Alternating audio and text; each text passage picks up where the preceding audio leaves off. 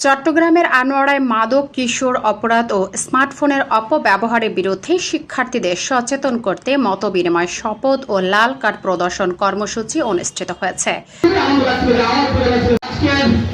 মঙ্গলবার আনোয়ারা সরকারি আদর্শ উচ্চ বিদ্যালয়ে স্বেচ্ছাসেবী সংগঠন লাল সবুজ উন্নয়ন সংঘের উদ্যোগে এ কর্মসূচি হয়। এতে প্রধান অতিথি ছিলেন উপজেলা নির্বাহী কর্মকর্তা মোহাম্মদ মহিউদ্দিন। কেন তোমরা মাদককে না বলবে, ইফতিজিংকে না বলবে, বাল্যবিবাহকে না বলবে, কিশোর অপরাধকে না বলবে।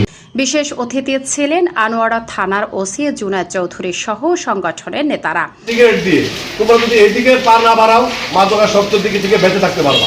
আমি শুধু অনুষ্ঠানে শিক্ষার্থীদের মাদক, কিশোর অপরাধ ও স্মার্টফোনের অপব্যবহার থেকে দূরে থাকার শপথ পাঠ করানো হয়। এ সময় শিক্ষার্থীরা সামাজিক অপরাধের বিরুদ্ধে লাল কার্ড প্রদর্শন করে। পরে তৈলারদ্বীপ বারখাইন ইরশাদ উচ্চ বিদ্যালয়েও একই ধরনের সচেতনতামূলক কর্মসূচি অনুষ্ঠিত হয়।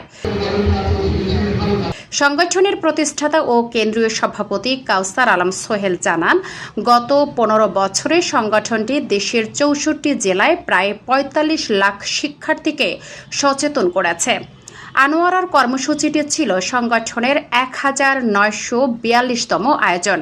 একই সময়ে আনোয়ারা থানা পুলিশের উদ্যোগে শিক্ষার্থীদের মাদক থেকে বিরত রাখতে সচেতনতা কর্মসূচি পালন করা হয়।